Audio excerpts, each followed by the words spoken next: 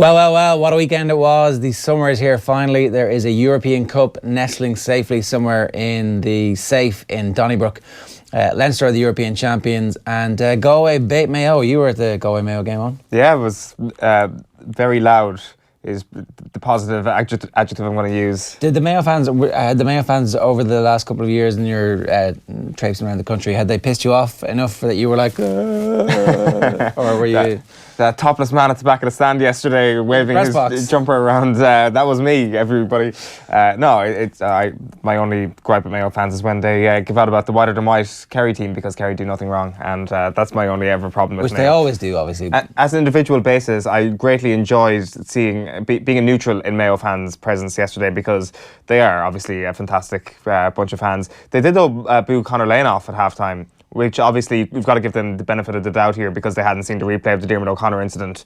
But clearly there was no need to boo Conor Lane off because he got that call correct. But that's the only problem I have with their performance, the Mayo fans' performance yesterday. Other than that, it was unbelievable. 29,500 people in Castlebar. We might play a video later on in the show of the fans literally being shuttled via the pitch to get to the behind the goal stand, away from the McHale Park main entrance, or the clubhouse side. I don't know what that side's even called.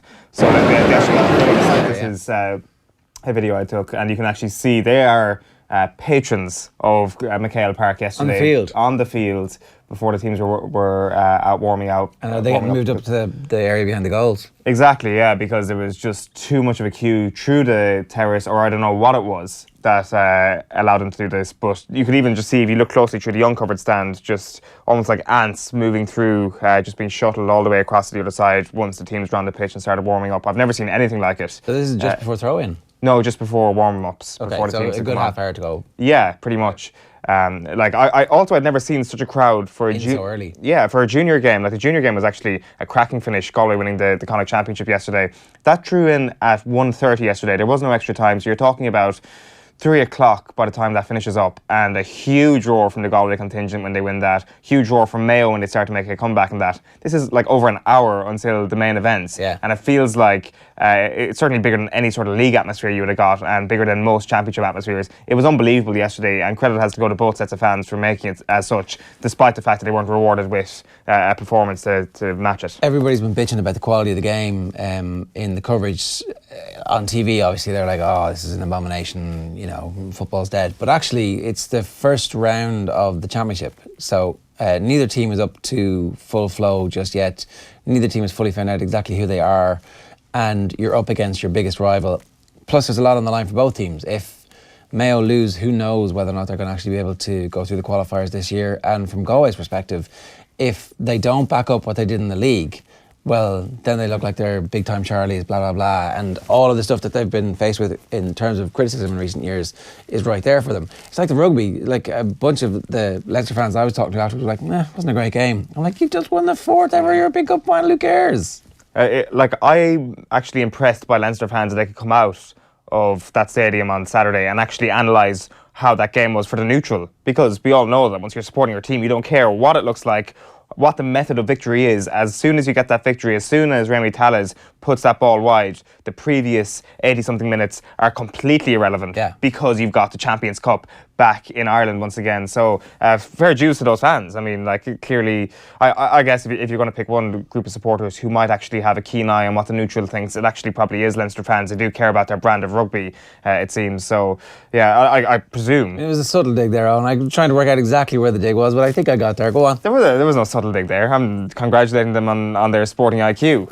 I presume Bilbao was also rocking, despite the fact that they didn't get a spectacle. I presume the Spanish people actually were just wandering around Bilbao and thinking, what was the point of that? Well, because it's like rugby is a Catalan thing in that part, and it stretches from it's Basque, obviously. It stretches from Biarritz and Bayonne down to really to Bilbao. There would be like a coterie of people. So we were walking through with Keith Wood, and a bunch of Spanish people were coming over and going, and getting photographs taken.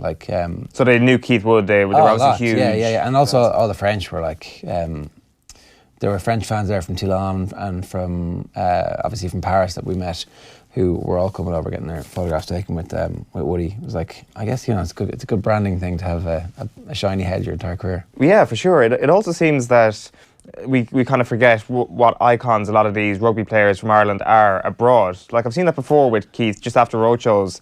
I think it was the weekend of the French game in the Six Nations last year when France fans were in town, and just every couple of steps Keith getting stopped by French fans, and it kind of puts it into perspective what an unbelievable international icon some of these players are, but also how passionate these people are about their rugby. But cool to hear some Spanish fans were stopping him. No, totally. Right, so another icon of the weekend, obviously Tommy Walsh made his return to the airwaves on Sundays off the ball.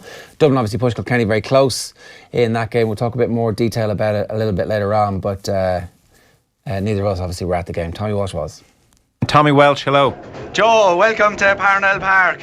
The sun is out, Joe, the people are out, and we'll have a full house, I'd say, in a few minutes here. It's filling up nicely, and the Dubs are just after coming out to a loud cheer. I'm told you arrived at 5 a.m. this morning. No, well, I was up here since last night, Joe. My uncle is part of the Whitehall Column Kills Club just down the road, and the lip sync competition. So I was asked just to help him out and be a judge. And the funny thing about it was, Joe, the guys that won, there were two guys dressed up as Rihanna. And I was coming in the turnstiles today, and who let me in the turnstiles? Only your man dressed up as Rihanna. I said to him he was looking better last night. So yeah, I had to fry this morning in my Uncle William's house. The eggs, like my granny used to make them, they were done in Kerrygold butter and all. So it was a great start to the day. I hope it's scrambled eggs and Kerrygold. It's pretty good. Delicious. I was very hungry hearing that. Actually, if anybody wants to go and get us some food there, I'd be happy to. Go scramble us some eggs, basically, is what you're suggesting. Yeah. Bring them directly from the pan and feed us directly from the pan. Great to have Tommy Walsh back. It's remarkable when you've got kind of the headsets on in a different GAA ground and you're not quite sure, because James Horn was obviously on reports for Off the Ball yesterday at McHale Park. You're not quite sure what's actually going on down the other line, but as soon as you see James Horn beaming from ear to ear, you know Tommy Walsh is on the radio. Yeah. Right, we'll tell you what's coming up. We've got a very busy show for you. Andy Dunne's going to join us in studio a little bit later on, and we're also going to speak with Michael Meehan about the Galway Mayo game. On top of that, we'll talk about everything else that's going on as well. But if you want to get in touch with us this morning, just drop us don't drop us a text. We're not reading text. You can drop us a comment wherever you're watching this on whatever stream it is, and make sure you turn on your notifications, particularly on YouTube, because we stick loads of good stuff up there. Before we get to through the rest of that roundup and before we get to the sports pages, we've got to play this goal because it's a huge night for the Ireland under-17s, and the guy with the best name in Irish sport right now, Troy Parrott, scored this goal last week. So it's against Bosnia. Yeah. Oh, nice. Remember the name. Not that it's that hard to remember a name like Troy Parrott, but I think we'll be remembering his name for all the right reasons over the coming years. So they're back in action tonight. Huge game for the under-17s. Quarterfinals against the Dutch. Now the Dutch obviously I think have won every game. We won back-to-back games. Lost the first game, so and reached the quarterfinal stage last year when England, who go on to win the tournament, only beat them 1-0. So obviously a decent setup and loads of good players coming through. Yeah, Keith Andrews on the show last Thursday was saying that this is actually a really strong bunch of kids, that it is worth watching, it is worth following these guys. And was that a fluke? No, well... How do you know? Well, you mean a free kick or the results? It's a free kick. Well, I don't know. He's got previous own. Well, there we go. Here we go. This is even better. Turkey in February. That's exactly the same. The side foot, the floating through the air. Oh yeah. I love the way his teammates is doing the knee slide too. It's like, that's so good, I can actually get away with doing this. Hi, I'm Troy Parrott. You may remember me from such things as amazing free kicks. Class. That's such a hard thing to do. And he's under 17. He is going to get better at side footing absolute whoppers into the top corner. There was a time when we had Ian Hart and Dennis Irwin in our team, which meant that any time we got a free kick, like anywhere, we felt we were going to score a goal. Now it's like Robbie Brady does that one goal over the last 5 years, and you're thinking, well, there's a good chance this is going to take the head off some lad in the wall, or maybe, balloon over the crossbar. Well, what you're hoping for now is it does take the head off some fella in the wall and it goes out for a corner, and then you're like, right, now we've got a chance. Yeah, get Duffy up there. Right, let's bring it to the morning newspapers. OTB AM. In association with Air. Get Air Sport free with Air Broadband. So the front page of the Irish Times sports section this morning. That's all the newspapers there that you can see. A swathe of the headlines. First page of the Irish Times. Fourth star shines brightest for Leinster. The lads all there drinking their Heineken with the Heineken cup. Andrew Porter. It's about the size of a cup that you would expect Andrew Porter to be drinking out of. Galway show Mayo the way out west. Keith Duggan at Castlebar. And they're the two biggest stories of the weekend, obviously. Man City, 100 points. A last minute goal to get the 100 points, to get the record number of wins, to get a record number of assists for Kevin De Bruyne, to get all sorts of records, really, and I guess they deserved it. Pep definitely cares about that stuff as well. He definitely cared about the 100-point campaign. Yeah. Like, it's definitely something that he's waking up this morning deeply pleased with. And he's going to tell all his friends about it. He's like, hey guys, I got 100 points in the Premier League. What have you done this year? Cementing their place as one of the Premier League's greatest teams for sure. Just on the front of Mick Jagger ended up at the cricket yesterday, but he arrived 4 days early and they're photographed arriving at the airport. 4 days early. Who goes out to the airport to see the Rolling Stones arrive at the airport? Well, I don't know, any sort of photographer who knows that they're about to arrive. But hang on, it waves to fans. I mean, is it just a photographer going, here, give me a wave to your fans? Is that it? What's wrong with photographing the Rolling Stones landing on Irish soil? Well, if there were actually fans waiting there 4 days in advance, that's weird. It's like they're like nearly 100 years old. Who cares? Age is just a number, Ger. It is. Talent is forever. They're not quite at their peak anymore. No, they're not very talented anymore, but still. What kind of a groupie do you need to beat still? Anyway. Galway Young Guns send Mayo's all stages on Long Road. The Galway subs were pretty impressive, and the husbandry of the resources available to Kevin Welsh in terms of just the overall management. Rochford's men destined to be the best team never to win in All Ireland, says Eamon Sweeney. That's it. That's what you want to see. Straight on in there. Sweeney trolling us all again. He could be right with this one though. Yeah. Well, I hope he's right in this one. You start to feel sorry for him after the kind of Cody thing earlier this year and the Rochford thing last year, of course. The Rochford thing was Lions led by donkeys. The Rochford thing, yeah. And then Cody should have gone into director of hurling role after the first two games of the league was the other one. So hopefully third time lucky. Right, so on to the Times Ireland edition. Let's make it a double now, says Cullen. This is obviously Leinster's new focus is the fact that they have Munster in the RDS next Saturday. That'll be a good atmosphere. That's going to be some game. Munster obviously lying in wait, licking their chops with the opportunity to derail the Leinster bandwagon. Yeah, I'm sure like Conor Murray is replying to all these Instagram stories saying, oh, that Heineken looks so tasty. Just have another one. Keep drinking. Keep guzzling that delicious Heineken. Soak in this victory. Yeah. Go for another day. Yeah, I heard Tuesday nights are really good in Dublin. I wonder what those Ireland WhatsApp groups are like. All of a sudden, it's like, do they go silent? Do you mute them when stuff like that happens? It's an interesting because like Gerard Piqué was saying that they have a Spanish one, and that all the Real Madrid players were giving Barcelona players grief a couple of years ago when they won the league title, and that they've given it right back to them this season. So I wonder, is there an Ireland one that Piqué, we don't want to shut up, then they're going to win another European Cup. It's like, we've almost won as many European Cups as you have league titles. Yeah. So I presume there's some sort of similar sort of setup because like they're pretty kind of open with the kind of bashing of each other's social media anyway, on social media. I mean, the kind of targeting of Conor Murray's Aer Lingus Instagram stories is something that I'm sure you've become aware of. Anybody who uses Instagram becomes very aware of this because I don't know what the basis of it is, but basically Conor Murray enjoys the old Instagram story of showing his plentiful legroom on an Aer Lingus flight, and then everybody else is like, look at me, I'm Conor Murray, when they're kind of doing a boomerang of their legs moving in their plentiful legroom. So, okay. So he gets upgraded to first class basically, or else I don't know. I'm not the ejector seat. Yeah, that's what my suspicion is, but I don't know what his relationship is with the airline. Well, they're sponsors of the Ireland Rugby team, of course, and is he in one of the ads? Robbie Henshaw definitely is. Rob Carney too. Mayo sweat on injured star Parsons. The Times, one of the newspapers that has chosen not to show the horrific leg injury suffered by Tom Parsons yesterday. Very few papers did decide ultimately to show the picture. I think the Herald is certainly the only one that I've seen so far this morning. And they've got the picture twice on the back page and inside. Absolutely horrific stuff, and I don't recommend that you go looking for it. The Examiner this morning, Johnny be good. Heaney rocket sinks Mayo as Parsons suffers horror knee injury. And yeah, I mean, like it's always a tough decision to whether or not to show these things. I mean, I think when it's purely accidental like that with Tom Parsons, I'm definitely of the view that you shouldn't show it when it is inflicted like the Seamus Coleman one is, with, I think, malice aforethought and violence. Then I think you should show it so that everybody can kind of get angry and understand that was completely unacceptable, and that guy should have been banned for a significant period of time.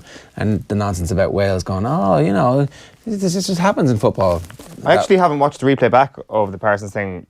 Was it malicious? No. Seamus Coleman. I was like thinking, no, it seemed very innocuous. Completely accidental. It just gets trapped under, and he's gone the wrong way, and then, no, it's completely accidental. So double trouble midfielder Parsons out for season.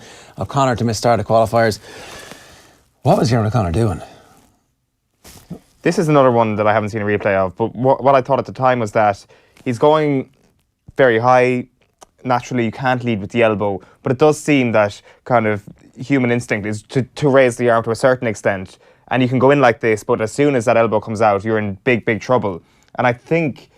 Look how close the referee is. Yeah, like he had to go. There's absolutely no question it was a straight red card every single day of the week. There is no getting away from that fact. I would just question whether or not he's going into that tackle saying, I'm going to get this guy, or was it kind of a self-protection sort of human instinct? Maybe I'm giving Diarmuid O'Connor too much of the benefit of the doubt here, but I certainly thought there was no real malice in the challenge, but I completely accept he definitely had to go. So what's the difference? Well, like... You don't get you automatically raising your arm, does that automatically mean you're going in with malice? I mean, you can raise your arm in a different way, but it's your shoulder that's doing most of the height, and it's going to be the thing that connects with the opponent. If that was a shoulder that connects with the opponent... Get the yellow card. I presume so. Like, there was part of me that was thinking that that Conor Lane might have actually shown Diarmuid O'Connor a yellow card yesterday, and like I was thinking in my head, it has to be red. But I was like, he might get away with a yellow here because of that, because malice isn't deemed to be involved. But you don't want to ruin the game. But that doesn't matter. Obviously, the intent doesn't actually matter. It's a red card offence and he had to go. But I would be surprised if Diarmuid O'Connor was like, I'm going to elbow this guy in the head and I hope he goes down injured with a broken jaw. That is not what Diarmuid O'Connor wanted to do. Yeah. I'm going to stick my neck out there. Yeah, but so Rochford talks about losing discipline. We'd be disappointed with that if that's what it was. But it's like 12 months ago, Keith Higgins gets sent off and they end up going through the qualifiers and nearly losing. Like, I don't know, you really hope that Diarmuid O'Connor's going to get it together this season, because it looks like he hasn't quite fulfilled his potential just yet, through injury and then through a bit of a loss of form last year, and you just really hope that he gets it there, because Mayo certainly need him. Dermot's Derby Dream, this is Dermot Welldying, eyes Epsom for Leopardstown winner, Hasapur, big winner at the weekend, cut from 50-1 to 14-1 for the Derby, and his nephew of a horse that won the Derby twice, Harzand, am I right? Yeah, Harzand is the one. But then this was the other story. Newbury on high alert as worries over violence grow. This is in the Racing Post. This is Newbury after violence at Goodwood and Ascot in the last 2 weeks, where there have been crowd trouble, people in suits beating the shit out of each other because they're getting pissed and talking smack to each other. What the hell's going on? Mental. Like, it's the last place I would have expected it. Thankfully, there's no top hats involved. That would have just added a real comical element to fights at Ascot if there was actually top hats involved in these scuffles. And they're not just scuffles, they're proper full-out bar brawls that are occurring on a racecourse, like involving 20 people at a time quite often. There's videos on social media, we might bring some of them later on, but... Up to 50 people, a 50-man brawl broke out at Goodwood on the 5th of May, so that's 2 weeks ago. And then there was another one at the weekend, and they think it's going to roll over. And this isn't like it's kind of isolated to, you know, the Peaky Blinders go to one racetrack and then go to the next racetrack and and it's the same people involved. It's like random violence in 3 separate racecourses. It's clearly on vogue at the moment. Like, I'm not sure these different betting syndicates going after each other. I don't like to call it that guy. He betted against a horse that won, and I don't know. In what sort of circumstance do you build up a grudge with somebody at a race meeting?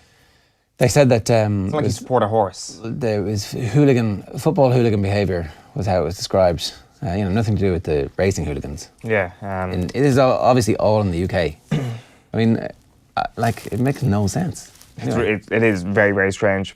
We're going to show you the back page of the Herald now. It does contain a small image of the Tom Parsons injury, just to warn you. So you've got Power of 10 as the main headline here. Naseba wants Leinster to dominate for a decade. You've got Lake Goal and Keaney injury blow. Sinks Dubs, that's Kilkenny 124, Dublin 316. And of course, horror injury for Parsons as Mayo crash out. The other story there on the back of the Evening Herald. The back of the Mirror then this morning goes with Mo Salah. The only way is up, reads the headline here. Klopp warns record breaker Salah will get even better as Liverpool grab fourth spot. He's 25 years of age, so you would suspect that he does still have a bit of a ceiling to reach in terms of his potential. The back of the Irish Daily Star then goes with Marshall Thaw. Jose Coole's talk of Ant bust-up, while Mayo are shown backdoor again. There's Johnny Heaney celebrating his goal yesterday in the 74th minute, while Klopp says more to come from Super Salah and Cullen on red alert. Look behind you. Cullen is all too aware his greatest enemy is lying in the long grass. That is Munster, I suspect they're talking about there. On the back of the Sun, it's au revoir Wenger, Frenchman in final farewell as Arsenal beat Huddersfield 1-0. Wenger saying yesterday he wished he could retire every day. And also you've got Parsons KO'd with horror injury. And Champions Sup for Keane is the rugby headline there. And then a couple of the headlines from across the channel. The back of the Guardian goes with Salah's red letter day and take risks. Pochettino hints his Tottenham future depends on Levy letting him spend big. So obviously the big narrative has been around whether Harry Kane or Christian Eriksen or Dele Alli will be kept at the new White Hart Lane. But obviously Maurizio Pochettino is going to lay down the law with Daniel Levy over the next couple of weeks. And then finally the front page of the Daily Telegraph. This is Mo Salah holding what appears to be a golden shoe. King of the Cop, Salah's golden finish. Forward breaks Premier League goals record to seal Champions League aim. And you've got a big gripe there with that Yeah, shoe. the golden shoe, what the hell? It's a golden boot. There's no studs. It looks ridiculous. It looks like they spray painted a plimsoll and we're like, oh, look, we'll stick this on a cheap piece of wood. I mean, come on, he's the greatest striker. He's one of the most amazing achievements. And it looks like a $2.99 thing from Topshop in the 90s. It's a 4G golden boot is what they say. 4G? Yeah. For 4G pitches? Yeah, exactly. Come on. Right, let's move on to rugby. Alan Quinlan and Andy Dunne are going to be in the studio with us in just a second. First, though, here is Irish rugby's greatest ever import, the match winner, Eoin Asewa, after Leinster secured their fourth European title. Yeah, kicking's kicking. It's its own little game within a game and a bit of a mind game too. So me and Johnny talk often about when and who takes kicks. And you just got to channel your focus and do that. So I've said before the game we've got a great kicking coach and Emmett Farron, and he controls most of that during the week. And Geordie's been phenomenal. He's such a dedicated player. He's plays with his heart on his sleeve and will just give it his all. So pretty fitting for him to have an outstanding campaign. It's just good that he lifts the trophy. He was in the centre of it all. He was in the mix of things throughout the whole campaign, and a good way for him to sign off his European honours with Leinster. Maybe we'll see him back one day. Yeah, Eoin Asewa breaking some transfer news that Jordy Murphy's going to be making a comeback to, how you doing lads, to Leinster at some point. Alan, Andy, how you doing?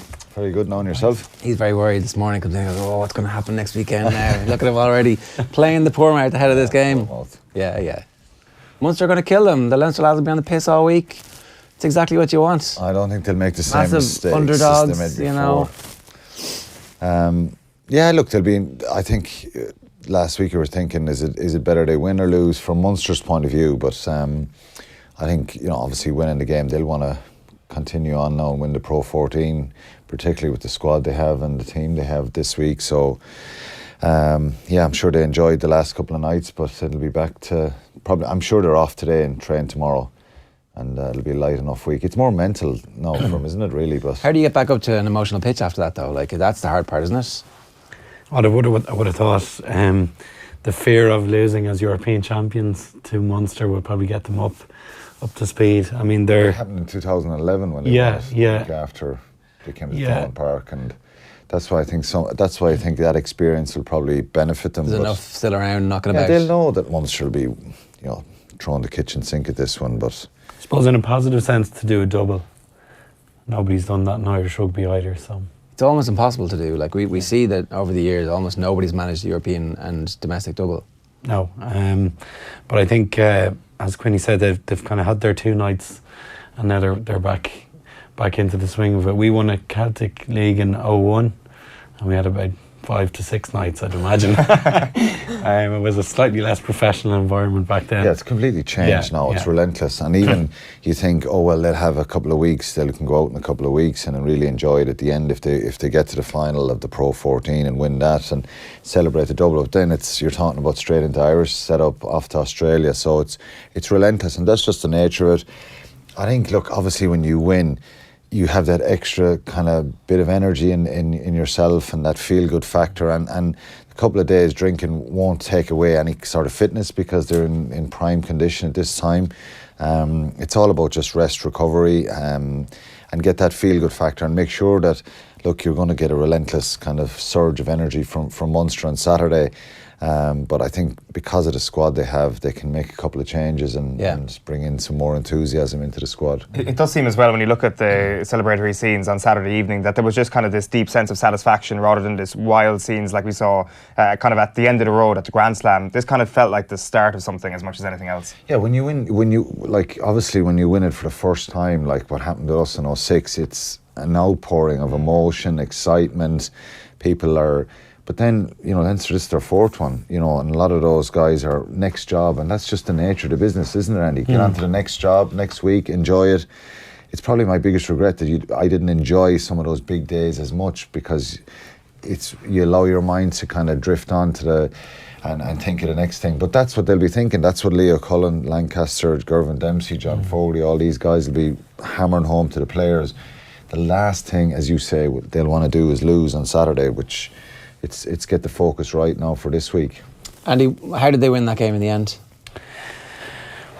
I think the Racing bad luck didn't help Racing. I mean, to lose Carter in the warm-up, to lose Lambie after 2.5 minutes, and Remy Tades has, I think, a small amount of French caps. He's not a poor player, but he didn't have a great game.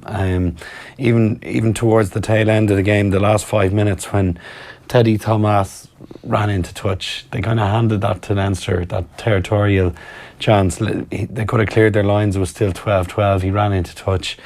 And Leinster from the line out got themselves in a position for the penalty. They weren't going to lose the second line out in the trot, they were going to get that next line out right, weren't they? We were all quite critical of the choice they made to throw it to Levy at the front. Everybody was giving out saying, why would you do that? And Thomas ran into touch. From the next line out, they threw it to Levy in the same position and won it. So they had a confidence in their line out to execute under pressure. But I do think in the cold light of day, when you go away from that match, I think Racing will probably look at it and say they threw away some gilt-edged opportunities. Yeah. Why did they get those opportunities when they're 10-point underdogs and we expected Leinster to come out and sling the ball around and dominate the game? Why were Leinster not able to do that? Well, I think the 10-point underdog tag was just wrong. It was plainly wrong. Racing are a huge physical team. They've already won a French championship. They were losers in a Heineken or Champions Cup final 2 years ago. So they're no strangers to being at the highest kind of table. They would have been one of the French teams that would have been involved in this cultural shift in mentality and how they do things and become more professional and not this blasé kind of attitude that we speak about French teams.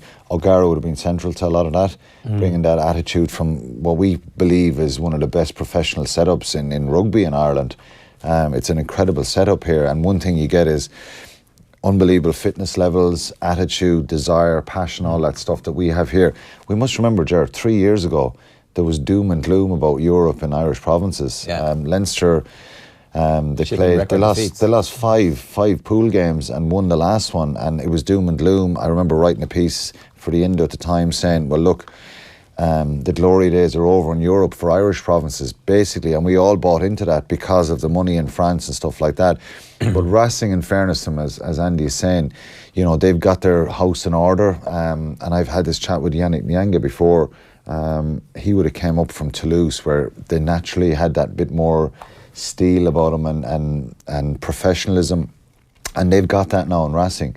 So why did they do it? Because they're a good side, they've some world-class players, and physically, and Johnny Sexton said this after the game, Racing physically got right into their faces, and they're big, strong, abrasive guys. So that's why I think this performance is nearly better than some of the flamboyant, all free-flowing rugby performances from Leinster, because they showed that they can roll up the sleeves as well when they need to, and the calmness and no panic was evident throughout that second half, wasn't it? Yeah, Healy said in an interview there, I just read in the Guardian, that he said it was like winning a boxing fight without throwing a punch. They really only got maybe one clean line break in an 80-minute period, that move up the left-hand side where Nasiwa nearly got clean through with a handoff. Other than that, they didn't really cut them open. Towards the very, very tail end of the game, they set Ringrose through off that line out, actually, where they got the penalty kick. But, you know, it's very, very rare you see a Leinster side not making line breaks for 60, 70-minute periods within a game. So I think they were just forced to defend, to soak up Racing, and weren't able to get into their stride in terms of their natural attack. And the out half issue was a big scenario in the middle part of that second half, when Racing were putting on a lot of pressure and they were in Leinster's 22. Now, Leinster's defence was outstanding, but I just thought some of the decisions there were, you've no Machino, you've no Lambie, you've no Carter in those crucial areas. And if you get in tight games, if you get into the opposition 22, you either want to stay there, come away with a penalty, or get a score, create an opportunity. And they just, credit to Leinster, as I say, they turned them over, but they looked a little bit lost at times there with their halfbacks, who to bring in, who to carry, and they were using some physical power to get over the gain line at times there. So they were crucial moments, but like I say, I just had the feeling that Leinster didn't panic, and even though they made some errors, you see Nasewa, 2 kicks into touch. I can't remember any mistakes in all his time here, and he puts 2 on the trot, a couple of drop balls. You think of that quick tap penalty in the first half from Johnny Sexton, for half time, and Camille Schatt turns the ball over. Big boost for them. So Donegal Ryan as well had an influence on the way they went out, and they kind of were able to push themselves hard. But they were lucky with that as well. Donegal Ryan was like walking around with one arm kind of basically like a rubber arm. From about 15 minutes in as well, he landed on his shoulder. They dropped him at a line out basically. Yeah, and I look back at the replay. Initially, you think, there was a little hand from Devon Toner, but it wasn't. I don't think it was anything. No, it wasn't. Yeah. It wasn't anything to go back to and say, well, penalty, yellow card, or anything like that. No. So he was injured for the rest of it. Yeah, he was. Yeah, showed great bravery. Just in terms of the line speed, because that is the one thing you look at, and to the naked eye, that's the one reason why Racing managed to curb Leinster's attack when they had the ball in hand. What was it about the line speed? Because it's very easy to say, go out there and have... Leinster managed to do that to Racing, we must remember as well. Their attack by slow, the contest on at the breakdown was phenomenal. And like you were saying about line breaks, there's no turnovers from either side. I think maybe just a handful, really small number of turnovers where guys are getting their hands on the ball and they get rewarded with the penalty. The competitiveness and the physicality there, and credit to the ball carriers as well, their presentation was really good. Then it's a little bit slower, so it's easier to have that line speed, get off the line, get in their faces. But Racing did that early on, didn't they? Yeah. Leinster trying these little out-the-back plays that had been so productive, but Racing were really in their faces. So people have asked me, why was this a dour game? It was a dour game because it was 2 really competitive, good sides. The weather played a little factor as well, for sure. Yeah, I think the greasy ball probably played even more than a small part in the game. It inevitably slows down the ball by a second or 2, and that's all you need at that level, where your defensive line gets an extra second or 2 to organise, to get set and then launch. And that line speed, I think, for both sides, they both managed to cancel each other out. But I do think the slowness of the ball relative to how both sides play normally, where Leinster certainly recycled ball a lot quicker and did in the Scarlets game, I think that contributed to what seemed dour, but I think was also kind of compelling viewing as well. For sure. One last question for you, Alan, before I know you got to go. James Ryan, 21 not out, 21 victories. He has the potential to grow into the best player in the world at this point, because that's the best start to a career we've ever seen. It's unbelievable. It's just phenomenal, and I'm so envious of it, like any sports person would be, to see. Like, he's a very humble fella and down to earth, and I think you just sense that he's not going to get too excited and get kind of blasé and kind of get ahead of himself here with this and think, well, this is easy, it's always going to be like this. You sense that he's a fella who just prepares well, keeps his feet in the ground, and he's very lucky to come into an environment like that. I joined Sheahan in 1996 and we won 4 All-Ireland leagues on the trot, which was massive back then. And I thought, Jesus, this is just so easy, it's great. It's a totally different scenario, but same kind of mentality. Do you let yourself kind of run away with yourself? But it's phenomenal. I think to achieve what he's achieved in such and Jordan Larmour, he debuted for Leinster this year, debut for Ireland. He's now Champions Cup winner. He's a Grand Slam, Triple Crown.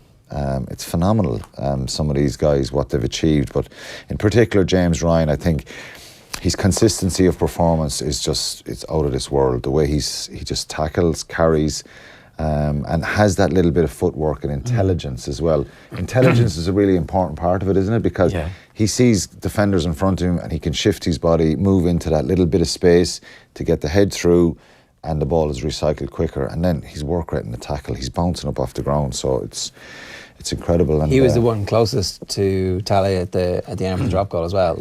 So 81 minutes on the clock, and he is the one getting there to make sure that it's his giant frame between the ball and the goals. There's a couple of fantastic photos of that from different angles.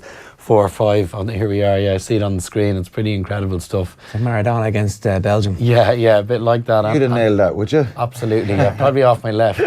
But I think I actually has dropped. Okay, if you take the situation, which you probably can't do, as drop goals go, that wasn't a difficult one.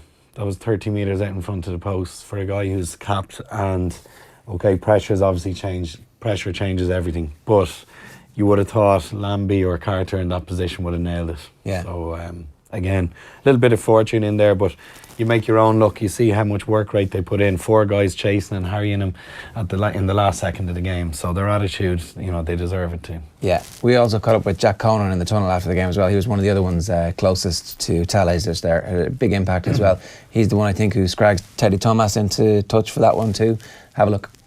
You're finally for me. You're getting used to winning, both Leinster and with Ireland. Yeah, Paddy's Day was an incredible experience, but I didn't get to talk out that day and I didn't get to contribute on the day. So this to me is, just that bit more special because I had an impact, and obviously it was unbelievable to be with the lads on Paddy's Day and win a Grand Slam, but to be here and actually get on the pitch and contribute was just something extra special. Yeah, important to kind of players like Conan, who it looked like was nailed on at number 8 until he gets injured, and then all of a sudden he's out of the team because Jordy Murphy comes in and plays so well. Like, that's the level of competition that they were at that put them in a position to be European champions. I think not only in Conan's position across the board, Tyke Furlong put a quote up on social media to congratulate Dan Levy and saying, isn't it great to see our third choice 7 gone so well. So they've got across the board, I think possibly not so much at 9, but in almost every other position they've got they've got international players, they've got guys who've won at the highest level, whether in Europe or domestic, and I think like any great sporting squads, even within the Irish sporting arena, you think of Dublin GAA, Kilkenny hurlers of the past, they all had squads 25, 30 deep. They always had 2 options, and they were all well known for the competition levels they had within their own group and at training sessions and so on. So I think Leinster have very much developed that in the last 3-4 years. Quinny mentioned the year, was it 3 seasons ago, Leo's first year, and they lost 5 group games. Yeah. But amazingly enough, when you look back, Leo picked 4 or 5 young guys for that game away in Bath when there was huge pressure on him, and he didn't have to do that, and he did it, and it seemed to be a turning point. In hindsight, you'd look back and say 4 or 5 guys, young guys getting a chance, probably galvanised that group at a time when they were at their lowest ebb. The other thing is they've used something like 50 odd players this season, right? Like the Irish provinces and the Irish rugby system gets hammered by the British media in particular, the English rugby media, I would suggest specifically, about the fact that, look at the games James Ryan has played. Well, if he was English, he would have played loads of games. Yes. It's like, well, actually, James Ryan only got in the team because other players have to come out because we manage them. So he might not have got the opportunity if it wasn't for the player management system. And so now he's in the team, but we will manage him and somebody else will come in and get the opportunity to play. So What we have is a system that allows players to peak perform and also to develop squads, as opposed to being reliant on 22 players, which means that if you get injuries, you're screwed because nobody has any time. It's like they don't understand that this isn't just player management, which is cheating them out of knackering our players. It actually develops the squad system properly. Well, absolutely. I think it can only, and I've read a number of pieces in the last few weeks, certainly that reference James Ryan and has only had his 20 games and he's only played 4 Pro 14. Well, so be it. You know, I think there's an element of maybe whether it's jealousy or resentment that we managed to set up our professional structures in a way that are far more beneficial than in the English Premiership. I'm sure if the RFU could rewrite history, they wouldn't give the clubs the same amount of power that they have within the English league, and having played over there, their clubs should be rotating their players. Absolutely, yeah. That's how you keep players fresh, and that's how players play. That's how you discover who's actually good at doing stuff, and that's how you end up with better combinations and more players who are capable of playing. Yeah, and again, within the English setup, they do tend to be a little bit short-sighted and just look at the following week because there's relegation in their league.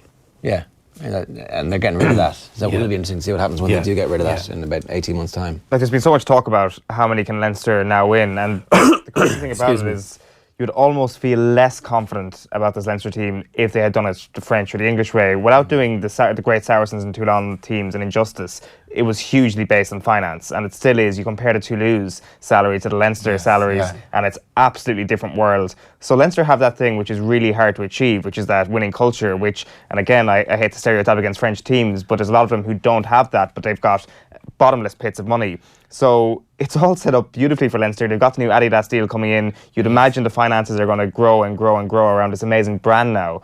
And it is very hard to see how improvements can't be sought. Yeah, well, I mean, they've 5 guys under the age of 24 winning the European Cup who've all been capped at international level.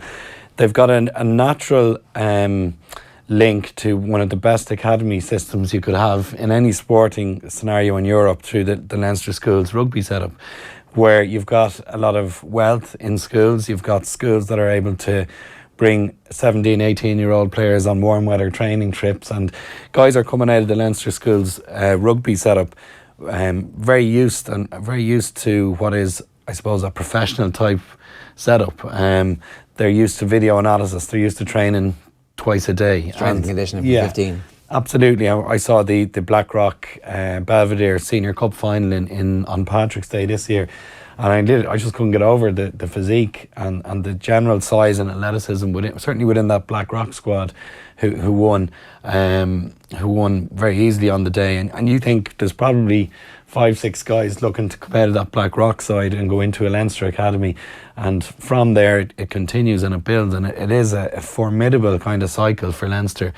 Like you said, building a brand now, an Adidas sponsorship level in terms of the most European Cup wins in the history of the tournament, a young squad, 2 outstanding coaches. There's not a lot wrong there, and I think the scary part is they seem to be hungry still, and maybe getting more hungry. So they've also, I think it was a point that was it Rory O'Connor was making on Saturday, about they've got their recruitment right, that they added Fardy and they added Lowe, whereas in previous seasons they were adding like Zane Kirshen, who didn't really work out, or Hayden Triggs, or even there was the Australian second row a couple of years back who just didn't work out at all. Like, the difference a Fardy makes and the difference James Lowe, okay, so James Lowe obviously less relevant because of the screw-ups with the rules, but like the difference a Fardy makes is that you suddenly have this Jenga piece that can fit anywhere. So if James Ryan emerges, you can push him to the back row, and if one of your back rows gets injured, like ultimately Rhys Ruddock unfortunately missed out largely on this season, then you do have that piece. So everything has improved.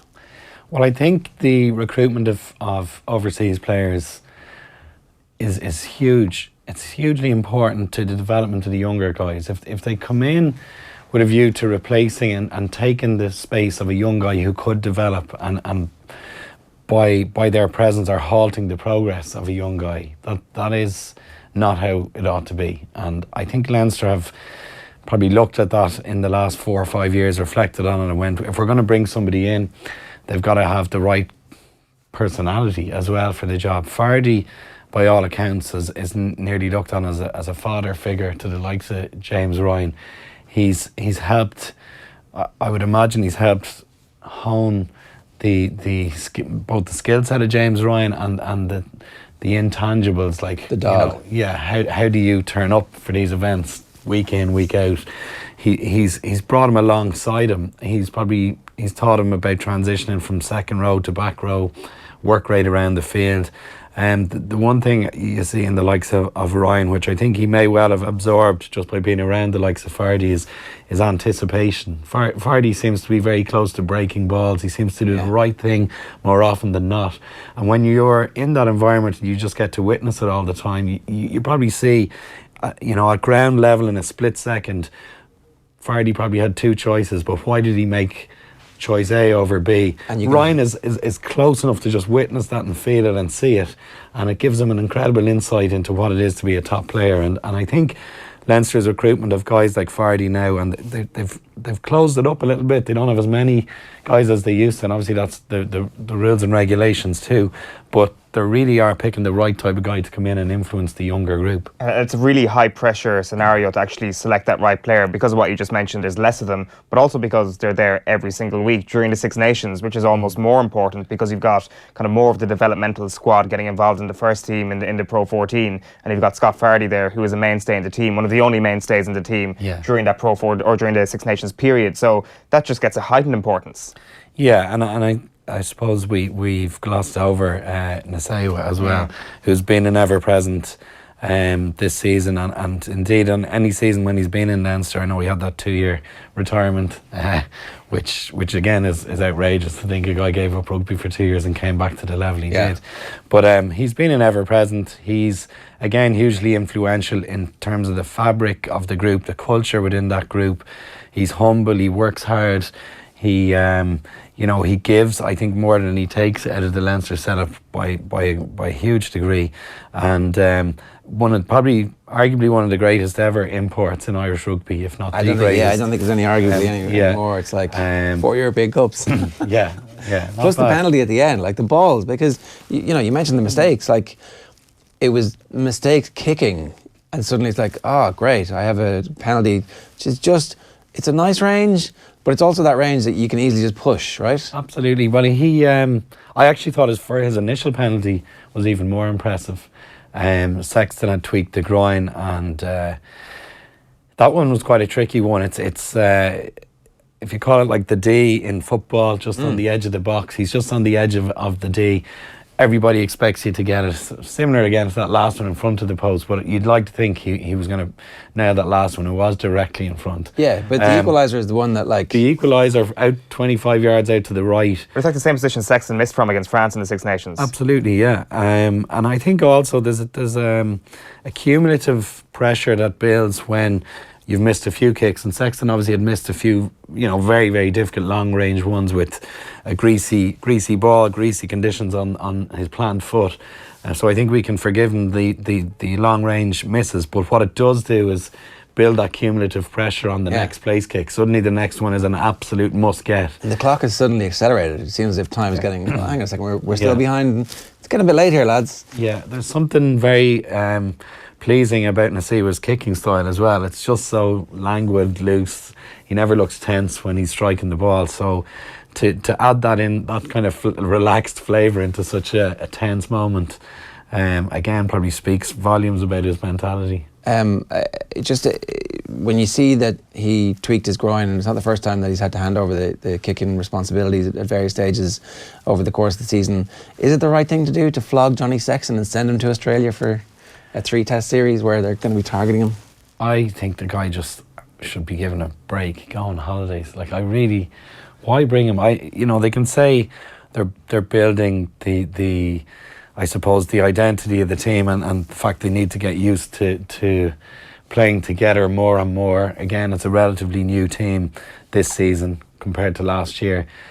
But and I know the other argument is that England went down and won in New Zealand in the summer before they won the World Cup in 03. A long time ago. It's a different game. Strength and conditions different. Yeah, no, they're the arguments to bring Johnny. Yeah. To me, the arguments to leave him at home far outweigh that. The other argument is that if we win those 3 tests, and then we'll have a chance to set a world record against New Zealand in the world record. I don't think anyone would care if we went out in the quarterfinals of the World Cup again. But we broke the record last year. Yeah, England's record. Well, England's tied record, wasn't it? I think. I mean, Johnny is going to go just away. On the record thing, to play devil's advocate for a minute, right? So if you win this 3-test series and you're playing New Zealand to break one of their records, suddenly that game takes on far more meaning than it's just another test. Like we want to beat the All Blacks because we've never done it in Dublin, and it's hugely important. But imagine the pressure and the hype. You're trying to replicate as much pressure and hype as we will get when we reach an All-Ireland World Cup quarter-final, semi-final / final, because that's the way you have to be thinking, right? So you're trying to mimic that as much as possible. I think that's a pretty fair point. If you could create that pressure environment and learn from it and win in it, I suppose that was the argument that England won down in New Zealand before the last World Cup, and until they won that game in Wellington, and I think they were down to 14 men and it was lashing rain, I suppose they created an environment in which they knew it was so difficult to win, and yet they came through. They felt they could do anything. I think going away to Australia and maybe getting picked off once by playing a slightly under strength side is not going to affect the belief in this Irish squad. I think there's a belief running through them from, earned, very, very much earned from the hard work and success they've had over the last 2 or 3 years, and I don't think it will destabilise the group. I don't think it will lose momentum. They can still create a pressure environment for that New Zealand game without having to go for a world record. I don't think the world record is the key point. I think the point is that they'll get pressure situations. Doubtlessly they'll have many of them in the lead up to the World Cup, but I think the key thing is protecting the right people, and Johnny Sexton needs a big duvet around him for June and a holiday away with his family. I don't think the guy needs another. I don't think it's going to happen, but I think he would benefit hugely from 3-4 weeks off. New Zealand did it with Carter. They did it with McCaw in the last World Cup cycle, and they went out and won the World Cup, and those two boys didn't suffer from being rested. Yeah, no, it worked out for them. I mean, there's a template there that it's okay, we can steal from that template. Yes. And yet it doesn't. No one thinks it's going to happen, and no one thinks that it's going to happen either with Carberry then getting those games as an opportunity to learn exactly what it's like to play outside Conor Murray. Just one other point on that. There's now finally a bit of buzz about the possibility of Carberry potentially going to Munster instead of going to Ulster, and nothing official, no official yet. We would also be interested in it. The way Bryn Cunningham has, in fairness, come out and said, yes, the IRFU are talking about the 10 situation and they're dealing with that, and they're talking to the 2 lads at Leinster. So nobody from Munster has said that yet, and I guess you wouldn't in the build-up to a game like this, but it wouldn't be. It wouldn't take a huge leap of imagination for them to go, okay, the Ulster thing, we see there's a lot of negativity towards that. What about playing beside Conor Murray for a season for Joey Carberry? That's a good idea? I think if he got an increased amount of game time at 10, I can see the point that it's a good idea for him, whether it was in Ulster or whether it was in Munster. I have this underlying kind of nagging doubt that seeing a guy go out on loan, which happens on occasion across different sports, when a guy starts to get farmed out on loan to get more game time in another club, it rarely finishes with a silver lining. It usually means the guy has to adapt and change to completely different coaching style, new group of people. If it's with a view to going there for a year and then coming back to Leinster, I think people would then question the commitment of the player, rightly or wrongly. I think it's a very, very tricky arena to chop and change for players. I've seen players do it for multiple reasons, but I genuinely think, and it's not a bias towards Leinster, I just feel he would actually be in a very, very strong environment, staying in Leinster, learning from Johnny Sexton, playing the games that Johnny's not available for, and growing within that organisation. He could go down and get great value from playing regularly with Conor Murray. However, I think he could just get us the same amount of value from learning off Johnny Sexton and playing maybe 60 to 70% the amount of games he might play in a different club. Yeah, definitely. If there was a hierarchy, it's first choice stay with Leinster. After that, the attraction of playing for Munster, guaranteed Champions Cup, because we don't even know if Ulster are going to be in the Champions Cup next season, under a coaching ticket that we know is going to be that coaching ticket from the get-go. And then, do I have to go to Ulster? I would plumb, if I was Joey, if I was the IRFU, if I was Munster, and probably if I was Leinster, and he had to go, I would encourage him to go to Munster ahead of Ulster, because they're in the Champions Cup. Conor Murray is there, and you've got that combination they can play in. And obviously Ulster have had a pretty horrific year, and who knows what kind of atmosphere is happening up there. So, well, my view, just on a final point here, is the great irony here is that Stuart Lancaster always preaches comfort in chaos. What better way for Joey Carberry to get comfortable in chaos than becoming the 10 for Ulster? Yeah, he's gone. You're serious? A huge amount of chaos. 100% serious. I'm 100% serious. You're getting hammered by the opposition because you're back foot ball. Nothing wrong with learning on the back foot. I don't know. I think, you can learn on the back foot, but losing 7, 8, 9 games out of 10. And then winning all your games in Ireland. Yeah, well, he's not. You see, he will also get judged playing in a bad side. And if he's a 10 and a 10 takes the hit, when teams win and play great, the 10 gets all the credit. When teams lose, the 10 tends to take a lot of criticism, even if it's not entirely his fault.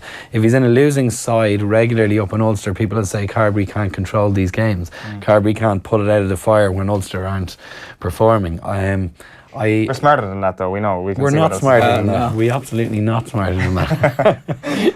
Andy, good stuff. Thanks very much for joining us this morning. We're going to move on to GAA next. We've got to speak with Michael Meehan in a moment. But first, here's James Horan's post-match thoughts from the game between Mayo and Galway at Castlebar. When you look at it in the overall almost 80 minutes of the game, it wasn't actually a game high in quality, James. No, both teams will look back on that or do the video analysis on it and look at some of the basic mistakes that both teams made today. I think was phenomenal for a championship game. It was so poor. Some of the fundamentals, some of the hand passing, some of the movement, some of the shot selection. On both sides, how many did we see into the goalie's hands? How many did we see bouncing actually before it got to the goal from shots that were taken? Some of the free kicks. Cavan who had a very, very good game. Missed 2 crucial frees from close in. All that kind of Andy Moran, who you'd bank all day.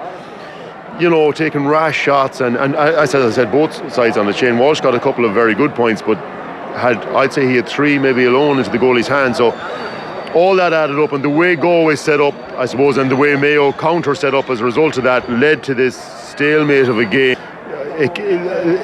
Whatever way the game went, it can only be positive for Galway, and particularly the way, as I said, their subs played and the guys that came on, the changes that they made, things that they did. It's only positive for that Galway team. I think they do have individual players that can change things. When things aren't going for them, the Shane Walsh, sometimes he'd drive you crazy with what he does, but then times his brilliance is unbelievable. I think Ian Burke when he came on, I think Eamon Brannigan when he gets to full fitness, they're huge players. But Peter Cook and Duggan, Tom Flynn in the middle of the field have filled out. They've a couple of years conditioning under them. They look really strong. And they have a defensive setup that's did Mayo have any real goal chances there? Was there anything? Can you even remember one? Pretty damning stuff from James Horn at the end, really, from a Mayo perspective. And yet, it's a kick of a ball at the end of the game that they played the entire second half with 14 men. Yeah, for sure. And I think in the analysis of this, if we're going to accept that being damning of Mayo is acceptable, which I think it is, then we also have to give Galway great credit. It is possible to think that yesterday was a bad game for the neutral, but also accept that Galway have seriously improved their All-Ireland credentials as a result of yesterday's performance because of the 3 debutants putting in some brilliant performances yesterday, because of the people they brought off the bench. Galway have, I think, cemented what a lot of people believed before yesterday, which is that these guys can make a serious challenge in an All-Ireland semi-final. Well, it's the 13th of May as well. They're going to get much better. Both teams will get slicker, just more used to the pace of championship football over the next while. I wondered if Galway would have actually been okay through the back door, that a bunch of games for these young players, the way the league worked out for them and the way they improved across the course of the league actually wouldn't have been a disaster for them if they lost. And yet the negativity surrounding the team if they'd lost that game would have been absolutely huge because, we've seen this before. And I think that would have been an overreaction. With Mayo going through the back door, it's impossible to know because at what point does Lee Keaton come back into consideration, and how fit or otherwise is Cillian O'Connor? Like, is he going to be fit the next day to start, or do you get 40 minutes out of him the next day? Not to mention the fact that they'll definitely be missing Diarmid, which is obviously a massive blow. He was going pretty well yesterday before he got sent off. Just on that, I think in terms of Galway, I don't think they're going to be too worried about missing out on what Mayo are going to gain through the back door, because you would suspect it's going to be a Galway Roscommon Connacht final, and we know how they've gone for the last couple of years. They're going to be really tough games, and of course Super 8. I mean, they're going to have plenty of games under their belt. I think this is the ideal way to go for Kevin Walsh's side. Yeah. I think we can hear from Sean Armstrong now, can we? Yeah, we'll bring Sean Armstrong. You were talking to him after the game? I was indeed, yeah. Let's have a listen to that. Here with Golf Weekly's #1 fan, Sean Armstrong. Sean Armstrong, big congratulations. What was the key to that result today? Because it was a very tight one. It was extremely tight one. We could have gone either way there at the end, I suppose. Keeping to the process, I know it's such a cliche now at this stage, but I suppose we were lucky we had a kind of +1 with them going down to 14 men. I was just, obviously they were packed out to defence, so I was just bringing on fresh legs there, lads, trying to get lads running in behind their defensive line, and I suppose Burke came on there with his quick hands, and Sean Kelly and Brannigan and Heaney cutting through the line there seemed to work for us. But just trying to stick to the game plan and thankfully pull through in the end. Because once Mayo went down to 14 men, they got a lot of men behind the ball in the second half. It obviously tightened up a lot, so scores were at a premium. Yeah, absolutely. They went blanket, I think 13, 12 lads behind the ball all the time. So it required us to be extremely patient and trying to pick out the right passes, and we kind of shot under a bit of pressure, maybe gave away a couple of balls, and I suppose we wouldn't have been too proud of that. I'm sure we'll analyse that during the week, but in credit to again the bench, the boys, the impact lads that came on there, they were the winner of the game, and that's just a credit to the squad that we have at the minute. There's lads absolutely chomping at the bit to try and get into the starting 15 and not starting 15 trying to get on the 26, and it's fantastic to have it that way. And you go out there and you run yourself into the ground for whatever it is, 50, 60 minutes, and you let the boys come in and finish off the job, and that's what it's there. That's why you have a good panel. Yeah, you were speaking about that in the build-up to the game, about whatever you were being asked to do, you were happy to do, and today it was 50 minutes, and then you got taken off. It just seems that everybody is so content in this Galway squad at the moment. Content is probably the wrong word, because you're obviously striving for higher things, but it's as good a setup as a lot of you have ever been in. Yeah, there's a flip of a coin between lads getting in and getting out, and Kevin has alluded to that many times, and it comes down to which way we want to play. Looking at the opposition, which team he's going to throw out, and I think lads in there, I think we're around long enough, and I think lads are all working towards a common goal, and if Kevin puts in that 15, well, that's the 15 he thinks he can best win, and we just give the boys support and you go in and you do your job. And I suppose lads are obviously, there's massive competition at training for places, and that's just driving everyone on, and that's what you need. Look, if you look at Mayo and look at Dublin for the last 5, 6, 7 years, it's just that they've a savage squad. So at training is going to be just in higher intensity with lads trying to get onto the team. I'd say Kevin is delighted this evening, because not only have you avoided that kind of snake pit of a first round qualifier, not only have you beaten Mayo, but there's also elements of imperfection about the performance, and training will be tough for the next couple of weeks, that's for sure. Yeah, there you go. It's blank canvas once again when you go back. We're back to the close down next week, and then after that we have 2 weeks to get right, but that's it. It's a blank canvas, and everyone will be absolutely coming back to training buzzing. There's himself trying to come back buzzing and mad to get going and mad to get on the team, and that's just it's just a great old atmosphere at the minute of training. And myself, I'm obviously the legs are dwindling a bit, but I'm happy to play any part. I'm just happy to be involved and really enjoying my football, and I think most of the lads inside the dressing room feel the exact same way. Yeah, finally, just how excited are you now? How much are you looking forward to whatever happens over these next 6-8 weeks? Yeah, I'm probably myself disappointed with my own performance, so I'm kind of looking hopefully get back into the camp as quickly as can and hit the ground running, and that's what I'd be concerned about. But yeah, I really like Sligo. Obviously are going to be tough to beat. I'd say watch a bit of their game there and against London, and they went very blanket, I'd say, just getting ready for whoever was the winners here today, so it's going to be very tough to break them down. We've been working on our consistency, not getting too complacent, so we'll be just looking no further than the Sligo game and definitely concentrate on that and trying to get a win there and then move on to a Connacht final, please God. It's Sean Armstrong speaking to Eoin yesterday. Michael Meehan is on the line. Michael, good morning to you. Morning, Ger. Morning, Eoin. So Sean Armstrong talking there, like you can see the benefit of having somebody with his experience in the setup and in the squad, and it's nice for Kevin Walsh to have somebody who has been through the road that Sean Armstrong has been through and seen the evolution of Galway teams in the past, and who can kind of keep lads' feet on the ground, but also just go, yeah, look, this is as good a setup as we've ever had. Yeah, once bitten, twice shy. I think, Sean has been through a lot over the years with Galway, and a few others like him, Paul Conroy and Gareth Bradshaw, and the lads kind of heading for the wrong side of 30. But he's vital, in the setup to Kevin and what he's trying to do for the reasons that you've said. And just giving a good mix, because there's a raft of new players coming through, even lads who were debutants yesterday. So, there's certain pluses and minuses to having a young, brash 19, 20, 21-year-old on your team. But if you can get a balance between the energy that they bring and just keeping the feet on the ground as well, that's what's needed to ultimately progress in any championship.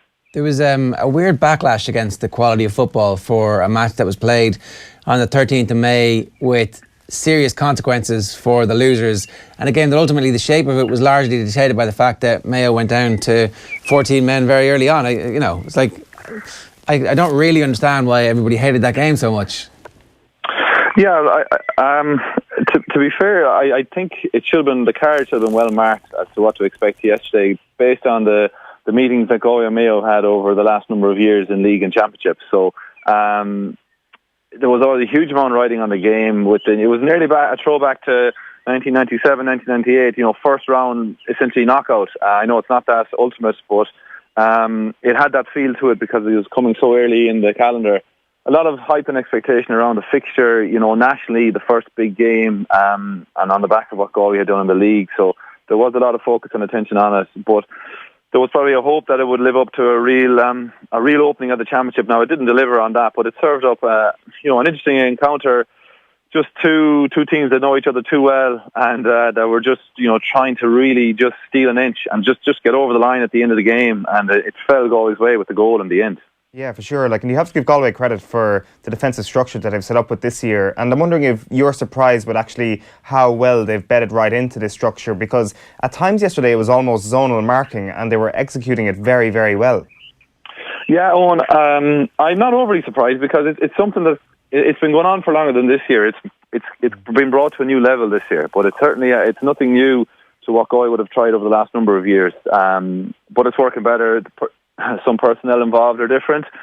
New coaches involved, maybe tweaking it as well. So I think it's the work of a number of years that's coming through for Galway, and it's worked well through the league. It's worked well over the last 3 years against Mayo in championship matches. It hasn't always worked well when we've got to Croke Park. So I know we're a long way from that stage yet, but ultimately I'm sure that's where this Galway team want to go to and to be successful in. So there's bigger challenges that lie ahead if they can get to the latter stages.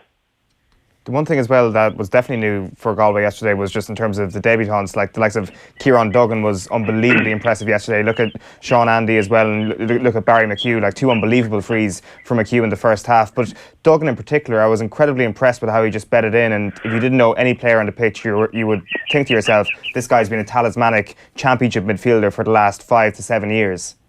Yeah, he had a super game all throughout, and especially towards the end, he was just still full of running. He was running the legs off Jamie O'Shea. They brought on Keane Hanley, who's home from Australia, to try and counteract him in the middle, but a lot of the damage was done. And yeah, he had a dream debut. He's been a super club player on the local circuit for a number of years, and people were delighted to see him go in and get his chance this year. And he really bedded into the team, and he's brought a new dimension to Galway.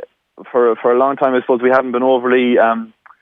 We haven't had competition, in the middle of the field. So now, we have Paul Conroy, Tom Flynn, Kieran Duggan, and Peter Cook there this year. So they're all pushing each other on. And again, that has to help in the squad matches and the training that they're getting in.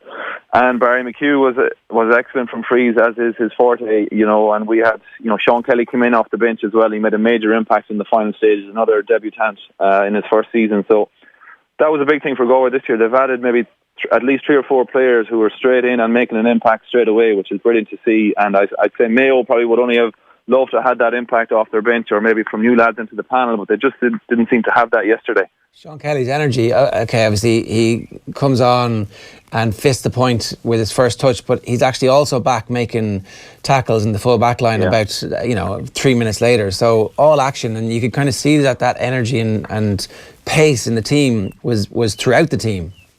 It was, and the balance, it worked well in terms of Sean Kelly coming in at the end, Ian Burke coming in at the end, Eamon Brannigan. The level didn't drop, and or maybe it's comparable to Mayo's levels, but Galway nearly looked to be more mobile for the latter stages across the pitch. Maybe that's just directly in comparison to their opponent, but certainly there'll be an element of that whereby a lot of teams now try and maintain a steady rate through a match, be it with the lads that they bring on. They don't necessarily dip in form or strength at all, and that certainly was the case yesterday for Galway. And the next 3 weeks are going to be interesting for a lot of these lads who, like Sean Kelly, played a lot of league and played very well in a lot of league matches, as did Eamon Brannigan, who was just recovering from injury. So those two lads are going to be looking to get their places back. And like Ian Burke, who was away with Corofin and had a phenomenal year there, really made the difference at the latter stages. Was handling every ball, and he's a nightmare to mark.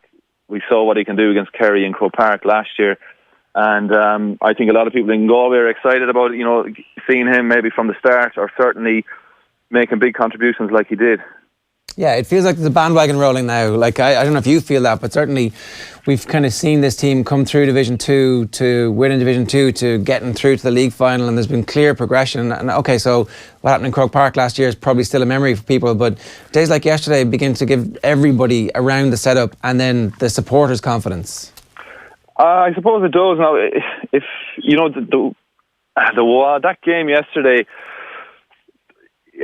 looking back on it, were Galway clear winners they weren't really. It took that goal. Without that goal, I just you wouldn't know what could have happened there.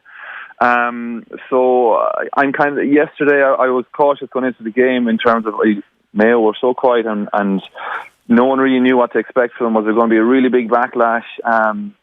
Their cause wasn't helped with the red card, but unfortunately it was justifiable in my opinion, and that put them under pressure for a lot of the game again, which has been the story for the last number of fixtures between the two teams. So overall, lads, people are getting excited, but I think it's a timely reminder for Galway just that if you're not on your game, you will be beaten, and that's something that this team need to learn from, and I think the challenge for them is to just deliver to a certain standard every day that they go out, and not to dip below it, because we got clipped in the Connacht final last year by Roscommon, and deservedly so, having beaten Mayo. So I would have been disappointed with that, and disappointed to have let the performance drop to such a low. So that's the new challenge for this Galway team, to bring that consistency through into the championship. They brought it through the leagues last year and this year to a certain extent. But we've fallen off into the championship in the latter stages, with blips, and if they want to go to the latter stages, you can't allow that to happen anymore. Yeah, after about 20 minutes into yesterday's game, Michael, I thought we'd be talking all morning about Damien Comer, because he seemed to have got the better of Chris Barrett after a while, but then obviously the red card changes the game entirely, and once Mayo bring bodies behind the ball, Comer's influence lessens a little bit. But if we judge it in the first 28 minutes of the game before Diarmuid O'Connor gets sent off, Chris Barrett wins the first couple of balls, Damien Comer starts to go a little bit deeper, gets his hands on a bit more ball, and then kicks 2 great points from play. He wins a couple of frees as well, as far as I recall. During that moment, I saw Keith Higgins was almost being used as a sweeper by Mayo, and I was wondering why Mayo just didn't take Higgins straight away and put him on Comer and double mark him, because that seems to be the way to stop Damien Comer, potentially, not definitely, but it seems like Comer, 15 against 15 in Croke Park, could be an all-star form. Yeah, he showed... He had a great first half yesterday. He was well wrapped up in the second, but the game completely changed with Mayo putting everyone back in the second half. So it's a nightmare scenario for a lot of forwards anymore, the modern day football. And we saw in Croke Park what you're talking about, Eoin. Just he cut loose on Philly McMahon a couple of times, and looked really, really good, and he can score off left and right. So for Damien, he's a huge asset, and it's just to get the balance right. It's a very high-intensity game that he plays, and, he just needs to find a balance for himself, and I think the team need to find a balance to integrate him into play.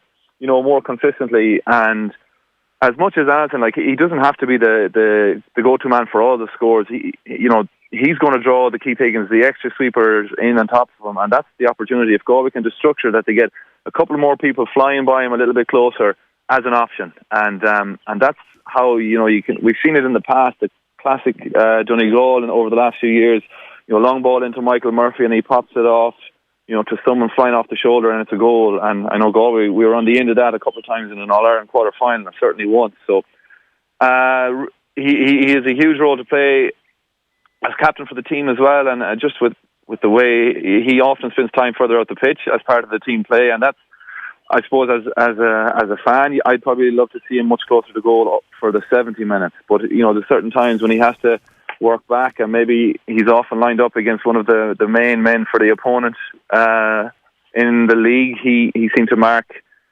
Aidan O'Shea a lot early on. Just from a physicality point of view, he was probably one of the main Galway players who could deal with that. Now, they didn't have to go there with that tactic yesterday, but Damien will do what he's asked to do for the group, and I'm looking forward to seeing him closer to goal more often than not. And with Sean Armstrong, with Eoin Burke in beside him, there's crafty forwards there that if they can get a supply of ball, Galway will create scoring chances. And just finally, speaking of goals, Johnny Heaney's rocket at the end of the game, a proper goal scorer's finish. A lot of people wondering, Jesus, is he going to tap it over? But it didn't look like he even thought about it. No, in fairness to Johnny, it was a serious score, and he could have been forgiven for tapping it over.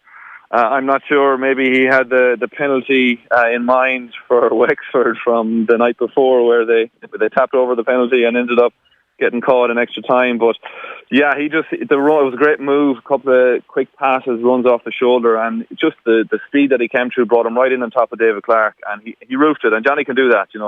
He got a couple of goals against Donegal in Championship last year, and he's a heavy scorer for maybe a wing back or a working wing forward for Galway. So it was never in doubt now, but it was a fantastic finish that made the game for Galway. If there was no goal got there, or even if it was a point, you just don't know what might have happened. The momentum would have swung. Mayo might have worked one more last chance to equalise it and take it to injury time. So it was a crucial goal, and I'm glad he went for it, and I'm glad he took it. You mentioned the Wexford game the previous night. Do you have a standard, when I have a penalty I'm going to take the goal, or is it like situational football?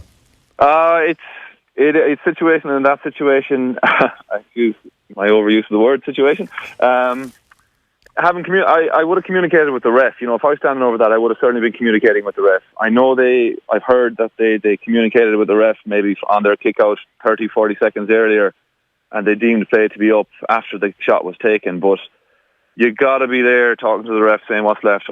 Is there time for a kick out? Inevitably, I think he took the right thing. I think he did the right thing. What would I have done? I don't know. Maybe as a early 20s, I might have went for the goal. As a late 20s, I probably would have tipped it over the bar. So it's a bit unlucky. Possibly something in the back of his mind was the influence that the Laois goalie was having in the game. He was a commanding figure. He was out around the pitch, and there's a little bit of mind games at play there, that he just might have felt, this lad is on his game. He's doing something different today, and he just mightn't. I forget who was taking the penalty now, but he might have been put off a little bit by that, and just said, look, what's wrong with taking the point here? And 9 times out of 10, it'll work out fine. You'll hold on.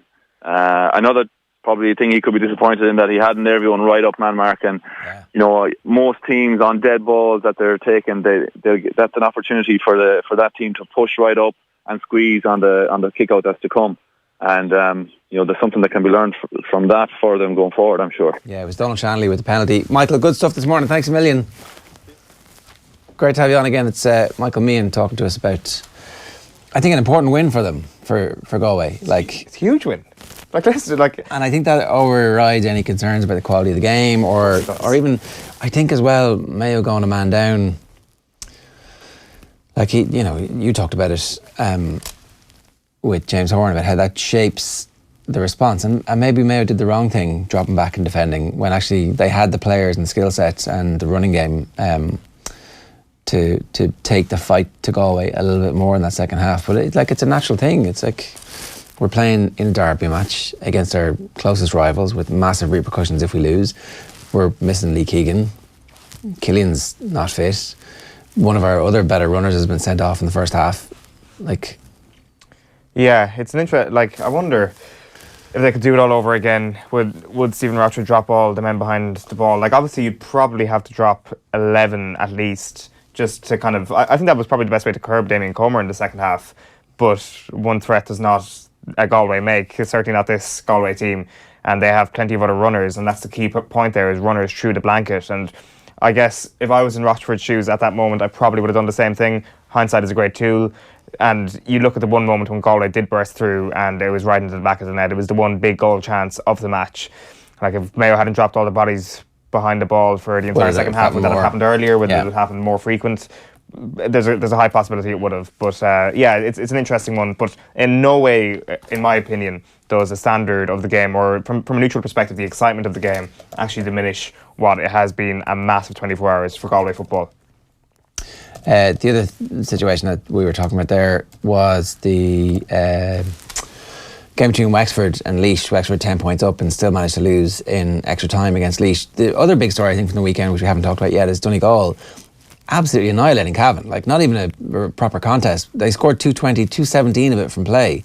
Michael Murphy looking fully fit, injury-free. McBrearty didn't play brilliantly in the game and they still scored 220. And they played Ryan McHugh in the forward line, like as an out-and-out forward as opposed to somebody who's arriving late. So, like, all the stuff about Donegal being ultra-defensive and that kind of, that's a new version of the Black Death. Well, I think that's over, though. That got blown out the window pretty quick. Yeah, like, to be fair, I don't think many people are going to be surprised with the positive mood music around Donegal this morning because of the league campaign. Donegal's relegation from Division 1 was probably the most happy relegation I've ever seen because they played so well. They came close to beating Dublin. They came close to beating Kerry. They had one of the all-time great individual league campaigns from Paddy McBrearty, who people have criticised in the past for not doing it on a consistent basis. So they've got all that together. That being said, you could see this coming from Cavan a mile away after they conceded 200 goals against Roscommon in the Division 2 league final. Like, you put them in a bigger pitch, they're screwed. They need to get their act together quickly. If you said before the game that they're going in opposite directions because of their league form, well, that's complete nonsense. They are not going in opposite directions. Donegal are certainly going up. Cavan might be on the rise too. We'll see them in the qualifiers. But this Donegal team can win Ulster, no question about it. Cavan might need to go back to the Black Death that they were being accused of a couple of years back to just try and tighten up for those matches. Yeah, Brodie said that Cavan were the Black Death at under 21 level and that Bonner's under 21s were worse than Cavan's. So Bonner's methods were worse than the Black Death was Brodie's roundabout point. But I think in fairness to Bonner, he's kind of blown that out of the water so far this year. They've been a really exciting team to watch. All right, well, we go to Tommy Walsh first. Oh yeah, okay. So anyway, one of the questions that we were asking about was whether or not you go for goal in the situation that Johnny Heaney went in. It was interesting to get the thoughts of Michael Meehan on going for goal because obviously, famously, he scored with, I think, the only one that I've ever seen scored, which was a free kick from outside the large parallelogram against Cork. We put the picture up of it a little bit later on. What would you do? Would you go for a goal or a point with a penalty in the last minute? What do you do? In the Wexford situation, I put it over the bar. I was actually screaming at the radio, telling them to put it over the bar at that point. It's like, the game's up, it's over, and I can't remember who was on commentary saying that like they have queried the referee to see is time up or not. But as Meehan makes the point there that you have to get up and mark, you have to be ready for that kick out. Well, yeah, I mean, you go for, you kind of beckon everybody up and make sure that they have the high press, right? And that's... What do at Dublin? What Dublin did against Mayo in the All-Ireland final last year. That's what you do. Like, you pull everybody down, or you do what... Who was it last year that kicked the tee away? Barry John Keane? Barry John Keane is very blatant, but somebody kicked away David Clark's tee as well. Dean Rock, wasn't it? No, Costello. Sorry. Was it? Was it Costello? Yeah. Who got rid of David Clark's tee and he pulled everybody to the ground. It's acceptable in Gaelic football because there is no rule to combat it. If the best are doing it, you do it, is what I say. So that I don't fault the Wexford penalty taker for putting the ball over the bar. I fault Wexford for not pulling every single Laois player to the ground. At the end of the league campaign, we had Michael Quinlan in studio when you were away on your 6-month holiday, and I have a feeling he would have gone for goal, and I have a feeling he would have stuck in the back of the net. Have a look. No, it's mostly like, look, you'll go in a couple of times, maybe every training session on a goalie, but the problem at this stage is myself and Evan have been playing together for about the bones of 15, maybe 20 years at this stage, so he knows exactly what I'm going to do every single time. But it's just being a bit more, having a bit of composure in that situation. Yeah. Taking your time. Because you do have a lot more time than you think when you get in on the goal, I think. Yeah. Again, that's the type of thing that over a period of time you sit down and you watch, and I guess you chat to your dad and go, I had a bit more time there than I thought. Yeah, exactly. Like, and with the way it's gone, you can get a video of yourself going in on the goal 100 times if you want, and seeing what you did right, what you did wrong. Yeah. But it's just something you pick up over the years. And as it starts to happen, the confidence must get higher and higher. Yeah. There's probably a thing with goals as well where, like, in GAA, I see a lot of people who get to the 13-yard line and it's kicked over the bar. Yeah. And having the bit of neck to maybe go, geez, I might get a goal here. Yeah, why? And like, take the points and the goals will come. It's like, no. Yeah, you always go for the goal that time? Yeah. You're giving away maybe secrets here, when you're one-on-one with guys. Yeah, I don't know how you're going to score, but you see, that's just your mentality. I think so, because if you get to a stage where you're one-on-one with someone 15 yards away from the goal, they don't want you to go at them. They want you to tap it over, and they're happy enough to concede the point. Like, if you go at them and it doesn't work out, chances are you'll get something free that'll be able to swing it over. So yeah, all duck or no dinner. John Leahy's through on goal against Clare in an All-Ireland final for Tip, and goes for goal, gets saved, and they lose. I don't know how he feels about it afterwards. Do you think, if I tip that over, we go into extra time and then you lose anyway? Like, is it not better to go? The whole point of sport is to try and live and be alive and feel like a man. Yeah. Or a woman. Like, we could... To be alive. That's a very philosophical argument there, which I'm not quite sure where I stand on that, but certainly Michael... Stick it in the back of the neck, come on. Yeah, okay, maybe, but like... Glory, you do this for glory. You don't practice...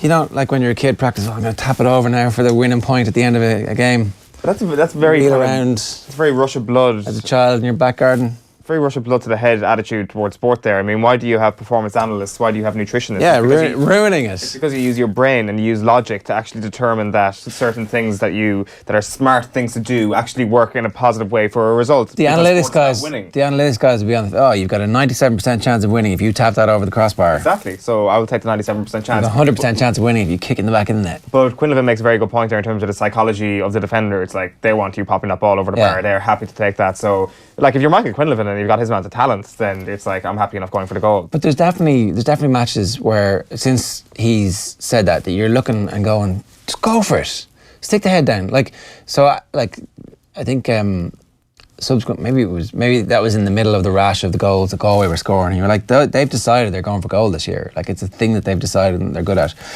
Denny Ryan has been in touch on Twitter to say, great win for Galway, lads, but it's not your job to pretend it was a good game. It was awful. Some of the shooting technique atrocious. I'm saying it's also not the job of the analysts to go, well, that's a shit game, and so therefore we don't have to analyse what's happening or try and understand that it comes in the context of a season and a rivalry, that, like, sometimes games are bad, and deciding whether or not a game is good or bad isn't actually analysis. Yeah, exactly. I mean, you can say the game was bad while also accepting that it was a very, very important win for Galway yesterday. Yeah, and that actually both teams are going to play much better later on in the season. Mayo just can't score enough, never have them by the looks from it yesterday, never will. Shocking shot selection by experienced players. There was some bad shot selection. It was helped, though, by the way Galway set up. I mean, I'm not sure how many points Kevin McLaughlin scored yesterday. If it was one, then it was his 1 point where he just kind of got sick of the passing around this Galway blanket and decided to pop it over the bar very successfully, and they got a huge roar. But that was the only time they really had success in terms of kicking over 2 blanket. points. He scored 2, so it was one of his 2 points. Exactly, shot selection is helped by the fact that Galway give you no real selection.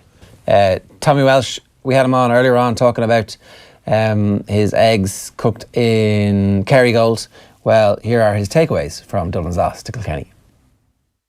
There was no nerves in that Dublin dressing room or team at all. They were like the guys coming out, the guys coming out just to hunt Kilkenny down, and that's what we'll have to improve. Or will Cody say, actually, that wasn't good enough, we're going to make big changes for Offaly? Yeah, no, I wouldn't think so. I think what they learn is this is the game now. There's no longer kind of, one or two powerhouses dominating hurling in Ireland or in the province or whatever.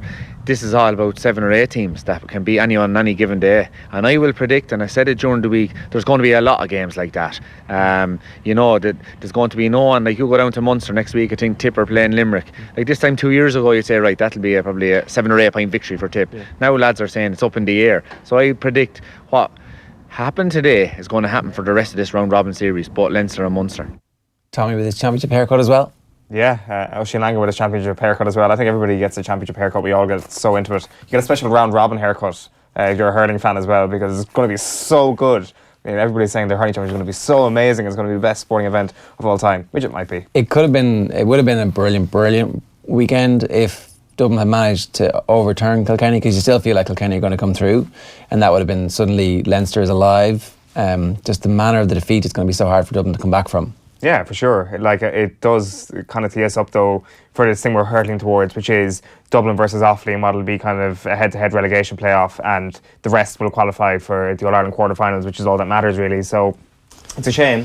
And Offaly put in a pretty good performance as well on Saturday, which means that what will become essentially a relegation playoff will be an interesting game. That being said, I'm speaking way too soon here, because Dublin-Wexford is going to be a key game as well. Yeah, the fact that it's in Wexford is probably, you definitely will make Wexford favourites. And also, again, it's like how they deal with the nature of that defeat. If they can take the positives from it and also survive. If Conal Keaney, there's doubt about, like, it looked like he might be gone for the season, and now suddenly they're talking about maybe he's going to be fit for the Wexford game. So we'll have to wait and see what the damage was done there. So let's just bring in this as well. Tyke Furlong on Instagram, an Instagram sensation over the course of the celebrations after Leinster's Champions Cup victory. What's going on here, Eoin? Oh, well, he says meet the pack, so he's introducing the Leinster pack to his Instagram followers. Let's meet the pack. So first of all, we've got Cian Healy, aka Church, knife maker, ex-DJ and artist, heavy lifter in the gym, catching before games, dropping goals from all angles. So there's Cian Healy. Number 2 is Sean Cronin, aka Nugget, Limerick native who has previously represented Munster and Connacht. You may have seen his twins on Instagram. They don't get their wildness from their mother. On to the next member of the pack, which is James Ryan, aka the Big Cheese, undefeated in professional rugby, loves Chinese food and has a book of reviews on each one in Dublin. Looks a tad like the Grinch squad DJ. If you're looking for him later, then he will be over the gain line. Hey. Dev Toner, aka Dev 6'10". For some reason he isn't happy. Nickname says it all. Master of the line out. Also great under a restart. Has a gripe with Jim Hamilton for some reason. Any longer he would be late. Next up we've got Scott Fardy, aka Fardo, one of the older members of the squad, very, very Aussie, penalty machine and loves a poach. You'll find him hanging out in the 5 metre channel. The next member is Dan Levy, aka the Big Leaf, not short on confidence, Leinster's players player and supporters player of the year. Isn't it great to see our third choice 7 going so well, as Andy Dunne mentioned earlier on. Number 8, Jordy Murphy, aka Nordy Murphy, nickname stems from his move to Ulster next year. Says he is Spanish, but it's just him brand building. My roommate and all round good guy. And then finally, the main man and me, number 3, Tyke Furlong. I'm just a humble farmer from Wexford. Always be closing. Always be closing. It's a pack full of personality there, and thank you for introducing us to all of them, Tyke. It's a lot of work. It's a lot of. You use Instagram stories. Well, mostly to view, because it is a lot of work to actually kind of, That's like a good hour's work, right? It's good hours. I think they came, now that I looked at it there, was that kind of, I think it was a Snapchat story that he just screenshotted and put on Instagram, now that I think of it. But, across platforms, Tyke Furlong. So is that more work? Is it easier to do that on Snapchat than it is on Instagram? It is a bit easier to do it on Snapchat, minutely. If that's a real word, I don't know, I've never used that word before, but he's done it on both platforms clearly, and we've all seen it on Instagram. Like, brand building is right, and brand building for his teammates as well. Yeah.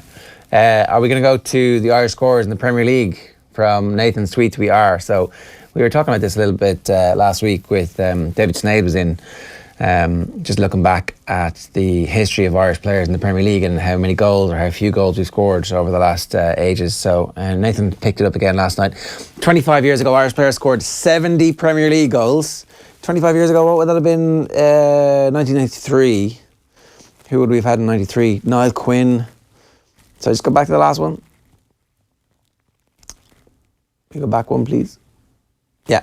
So 25 years ago, Irish players scored 70 Premier League goals. This season, Irish players scored 11. Worst season for Irish goal scorers in the English top flight since 1963, the year that Nathan was born. So Premier League season with the fewest Irish goals, 17-18-11, 97-98, when is Roy Keane injured for that season? 98-99, Keane's back. 16-17, it's obviously his last season, 19 goals. And then 96-97 is 21. So this is a catastrophic takeaway from the number of goals that we've scored. Shane Long, Kieran Clark and Jeff Hendrick joint leading Irish scorers with 2 goals. It's the 5th time Long has been the leading Irish goal scorer in the Premier League. Damning with faint praise there, Nathan. Leading Irish scorer in the Premier League era, Robbie Keane, Niall Quinn, Shane Long, Johnny Walters, Kevin Doyle, Damien Duff had 2 seasons each. And then, you know, when it's Anthony Pilkington, Leon Best, Mickey Evans, Ian Hart. Now, Ian Hart might look bad because he's a defender, but as I mentioned a little bit earlier on, he was banging in the free kicks. Was that definitely Leeds Ian Hart, yeah? As opposed to like the Cardiff Ian Hart that came back and scored a couple of goals. I'm sure Shane Long was in his peak then anyway to start. I'm sure it was Leeds Ian Hart. It better be, otherwise it's a disaster. And there you go, Kieran Clark finally getting himself onto that leaderboard. Speaking of Irish football, Graham Burke was on Off the Ball channels yesterday. He was speaking to Jamie, I think, and here he is talking about how he found out about his Ireland call-up. In the squad, your first senior call-up, how did you hear and what did you feel like? Well, the first time I heard about it, me and Lukey was having lunch, and Lukey went on to Twitter and said to me through Twitter, "You've been named in the Ireland squad." And I was like, "No, I haven't," like, you know what I mean? Then he ended up showing me on it, and then I was like, "But I haven't heard anything." And then Gaffer came in 5 minutes later, and he told me the news, and then I spoke to Martin, and then Martin told me, and obviously I'm delighted and absolutely over the moon. Obviously the Gaffer coming in and speaking to me and telling me about it. So you spoke to Stephen Bradley and then you spoke to Martin O'Neill. Was that on the phone? Yeah, I was on the phone, yeah. What was that conversation like? Just telling me that I was in the squad and congratulated me and everything like that, saying when we're going to meet up. Obviously I still have the season here and important games for Rovers, so we just have to sort something out as in how we're going to balance it and that, but I can't wait to get started. Yeah, that's interesting. Very interesting, yeah. It's it'll be interesting to see what actually happens over these next couple of weeks in terms of the profile of this guy, because it's like, hold on a minute, we've got a League of Ireland player who's good enough to actually be called into the squad, because you think of the great League of Ireland players over the last 2 seasons who haven't been included in squads, so automatically Graham Burke, I wouldn't say he's on a pedestal above them, but it's like straight away, it's like, turn off your phone there, Graham, because Preston North End are calling or somebody's calling and they want you to play for them. So it's a huge opportunity for them. I think it's great. So we had this conversation with Keith on a show last Thursday about League of Ireland players getting into the squad, and I kind of just mentioned the idea that if there was more League of Ireland players in the squad, it would improve. It might improve the league. It might just give somebody a bit more of a carrot to actually get into the squad. But Keith is obviously of the opinion that you can't give anybody an automatic entry. There can't be a League of Ireland slot in every squad, and it is a fair point. But there is absolutely no question that this is only positive news for the league. The more that this happens, the better, if it's based on merit. Yeah, okay. One other story we mentioned a little bit earlier on was the fighting at Ascot in England. There was fighting at Glorious Goodwood. It wasn't Glorious Goodwood, it was Goodwood. There's fighting at Ascot, and they're concerned about fighting at Newbury now in the racing. All of a sudden, violence seems to have entered racing in the UK. Here's some of the footage that has been doing the rounds. This is some fan footage / eyewitness reportage. Apologies if you can hear swearing from the young years in the car. I haven't really listened to this, but there you go, in the middle of it. People very well dressed, and then it's like white collar boxing. Just poking the heads off each other. This isn't great scenes. Like, at least take off the waistcoat. And so there's one steward bib in the middle of it there. A few sucker punches being thrown. Ooh, digs galore. That is. Yeah, so wow. What could possibly have instigated this? Which probably shouldn't be my first question. I hope everybody's safe. But yeah, that's just grim. That's the only word really to describe what we're watching there. It's grim. They just go racing, and you end up with a fight. It's not like you went to the boxing and everybody's a bit hepped up and amped up and it's late at night. It's like middle of the afternoon.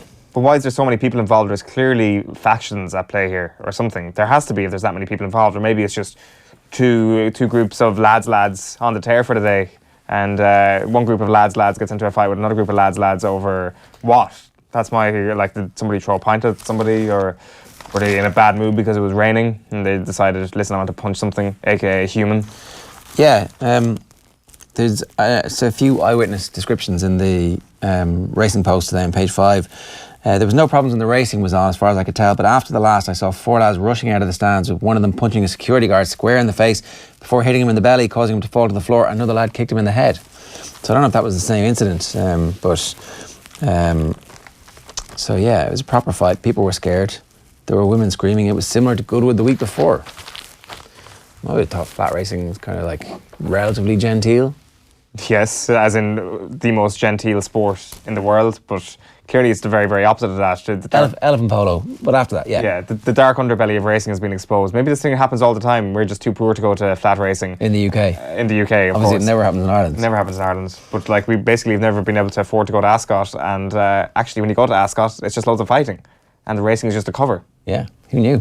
Right, tomorrow morning on Off the Ball AM, a brilliant Michael Dara Macaulay interview. He was in studio with us last week for about half an hour. Some of the clips we've already played for you have been doing the rounds on Facebook and has had a fairly big reaction to this so far. Are we going to play that clip now? No.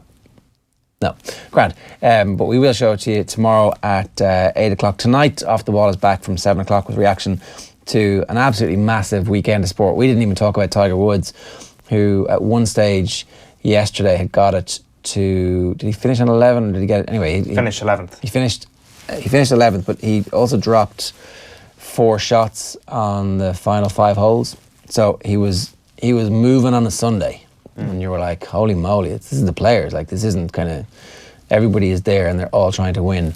And they're all playing quite well. So Tiger is back and he's entering a stage of the season now where if he can maintain this form for a couple of months, he's a legitimate contender again. For the Irish Open, of course. Well, I did hear that Tiger at the Irish Open isn't a joke anymore. No, it's not. It's clearly not. We've had this conversation that it's a serious thing. Yeah, but I thought it was a joke.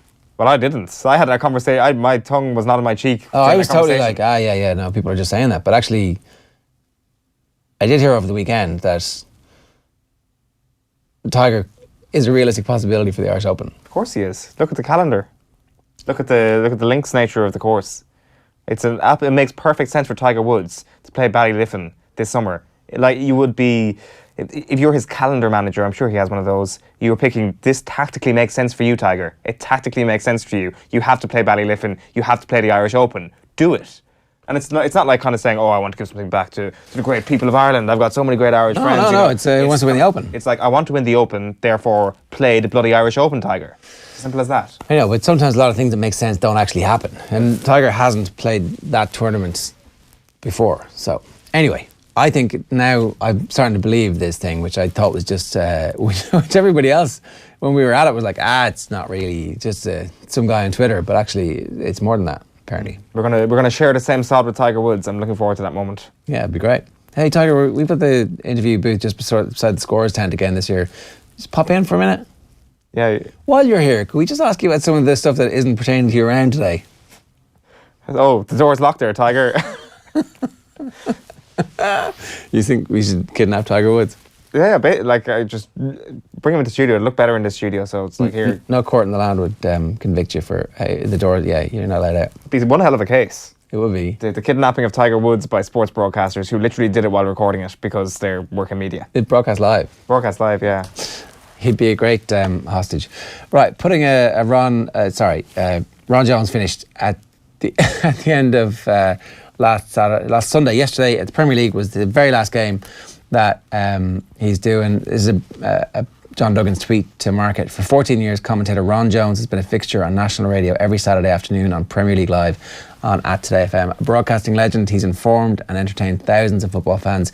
This Sunday he retires. If you like the show, it's worth a listen. Ron Jones is one of those voices that as soon as you hear it, you are immediately transported to a football ground in England and you understand that something magical is happening. He has had an absolutely astounding career, and for those of us who grew up listening to 5 Live, Ron Jones was doing big game after big game after big game, massive European nights. On a personal level, I always feel like whenever I hear him that there's floodlights and there's rain and it's a midweek European Cup fixture or a UEFA Cup tie that for whatever reason means a lot to me, certainly my 14-year-old self anyway. So Ron, we wish you all the very best in your retirement, and look forward to hearing you from time to time as well doing games. But the lads put together this tribute.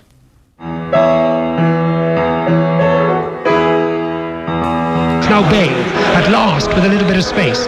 Sort of situation he likes. Comes infield, on his left foot, drives it in. What a goal! What a goal!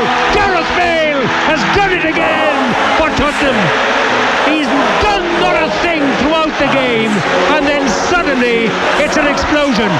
That is world class. Salah, and he scores! Wonderful bit of play. What a turn. Turned his defender, took it on.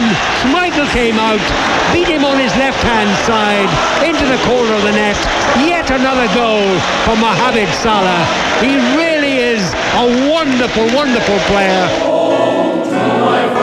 Duff, great chance, and he scores! Oh, it was given away to Damien Duff. From the edge of the area with his left foot, he picked his spot. He almost passed it into the corner of the net. Money gets the return ball, goes past Davis, up towards the edge of the area. Money still going, on his left foot, shoots and scores for Liverpool. Wonderful goal by Mane. Sadio Mane with his left foot. Nani on the right-hand side, delivers an early cross, deflected. Rooney, wonderful goal. Wayne Rooney, acrobatic overhead kick, and the ball is shot into the top corner of the net. What a goal! Sanchez in with a header this time. Ozil shoots and scores! Wonderful goal! Wonderful goal by Mesut Ozil. Hit it on the volley with his left foot, and it's flown into the top corner of the net.